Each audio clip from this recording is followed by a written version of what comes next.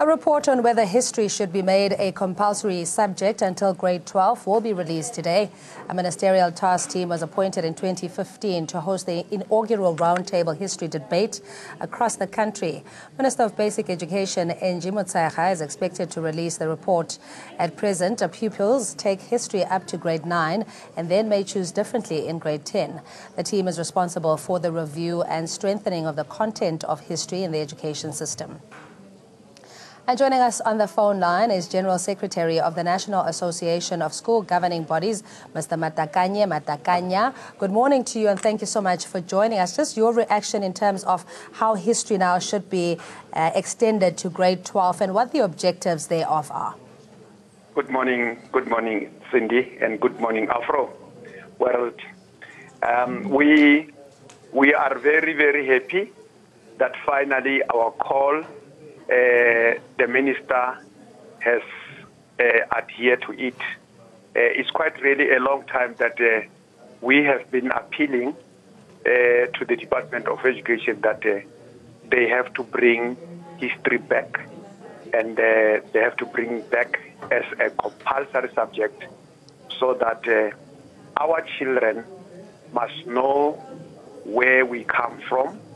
They must know where we are going, so that we in the position to strengthen our existence. Because if we don't know where we come from, and you'll remember, Cindy, that as South Africans, we have got a very terrible past, and that past, our children must know it. Because if it is not written, then they will not know it. But Matakanye, you're already assuming that the education would have been decolonized. Matakanye, I'm saying that as a school governing body, we're already assuming that the education system would be decolonized in the sense that you suggest that the history would be Afrocentric. Is that a guarantee, or will we have a mixture to accommodate all groups? No, the guarantee must be made by us, the South Africans. I think the school governing bodies, National Association of School Governing Bodies, must ensure that it is guaranteed that it's Afrocentric. We must, engage with the department. We must also research. We must also strengthen and engage with the department so that now we really have the Afrocentric history. We cannot leave it to the Department of Education without us as a society or as National Association without participating into the engagement, into the dialogue. Like, for instance, tomorrow there will be round table. Then we are going to be part of that so that we strengthen the party that will ensure that now it is strengthening our existence as Africans or as South Africans. And as we said, it must be Afrocentric.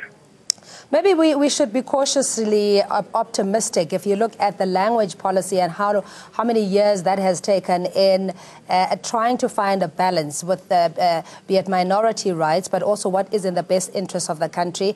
You'll take the Hoorskool-Overval case in point, where the governing body had taken the Department of Education in Gauteng to court to protect and preserve what they feel is their inherent right to a particular language. How much more is this going to be complex and convoluted when it comes to the subject of history? Cindy, it is really a struggle. It is really a struggle. And as I said also that we are from the terrible past. You know, people who benefited from the past, they don't want to let it go. They still want to continue benefiting at the expense of the majority. And that struggle is on. And people should not forget that people who used to benefit in the past, they will just easily let it go. It is not going to be possible. But I think we must be steadfast and remind that we are all South Africans. If we to benefit, let's all South Africans benefit. It must not be on the basis of the color or on the basis of the language or on the basis of the money that you have, or we are all South Africans, so we must benefit. So history must teach us that we are all South Africans, and we must benefit equally. So it is in that light that we feel that now, yes, you have quoted the overfall and all those things.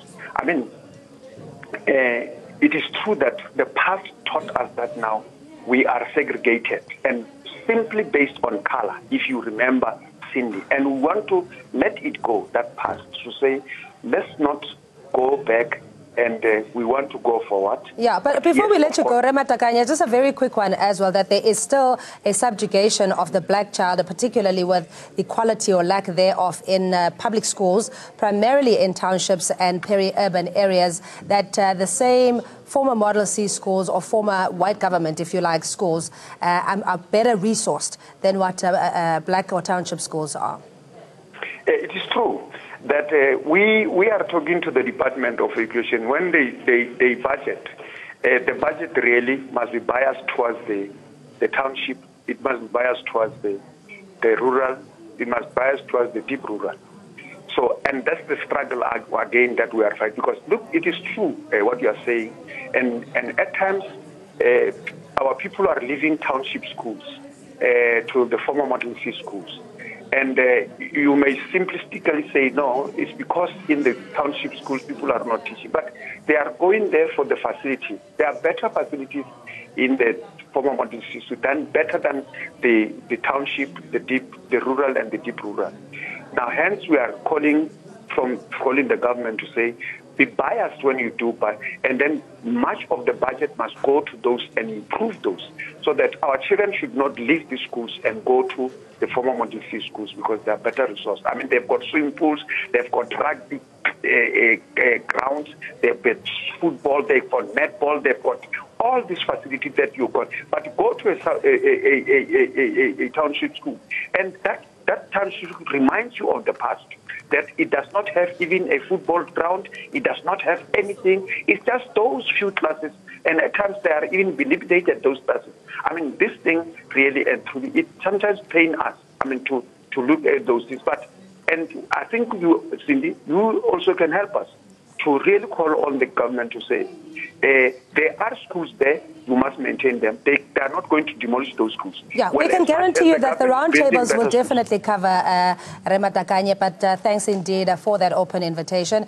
Joining us on the line is Secretary General of the National Association of School Governing Bodies, Matakanye, with the report that is anticipated from Minister of Basic Education, NG Motshekga, on the or reinstating history as a compulsory subject up until grade 12.